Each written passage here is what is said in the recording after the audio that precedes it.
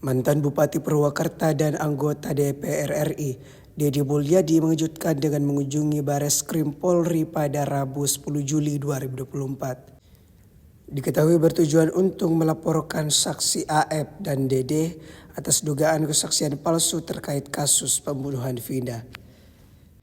Deddy menyatakan bahwa kesaksian dari kedua saksi ini merupakan kunci dari putusan pengadilan yang menghukum 7 terpidana kasus tersebut.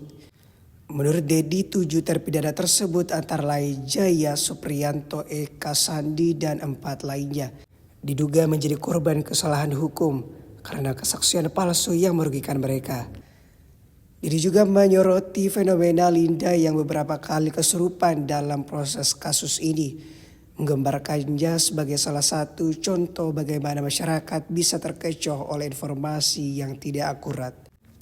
Kehadiran Deddy Mulyadi di Bareskrim Polri ini juga disambut baik oleh keluarga terpidana yang berharap ada keadilan bagi anggota keluarga mereka yang telah lama mendekam di balik jeruji besi.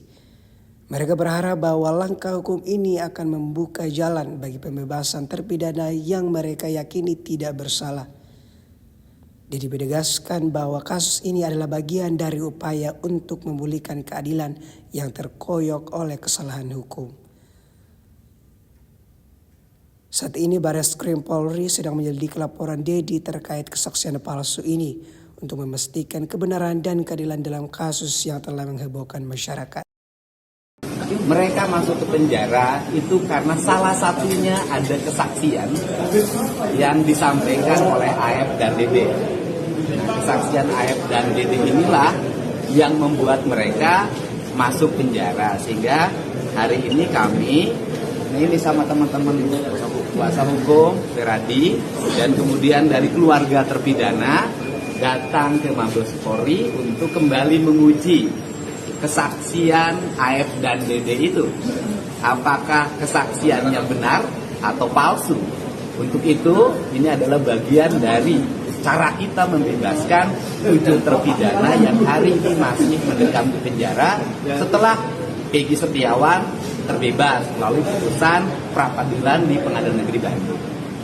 Nah, kemudian yang berikutnya adalah saya mengajak pada semua, kita ini sekolah, rata-rata S1, S2, dan S3, bahkan mungkin banyak yang profesor. Kita ini hari ini terkecoh oleh satu orang yang kesurupan namanya Linda. Kemudian Linda direkam oleh Ibu Vina, kakaknya Vina. Kemudian diserahkan ke Ibtu Rudiana.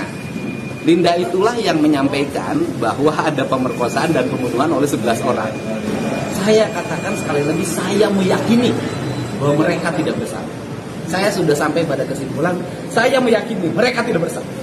Kenapa saya tampil di sini? Karena saya ingin membela yang tidak bersalah, memberikan ruang dan jalan agar mereka terbebas. Tidak boleh negara ini menghukum orang yang tidak bersalah.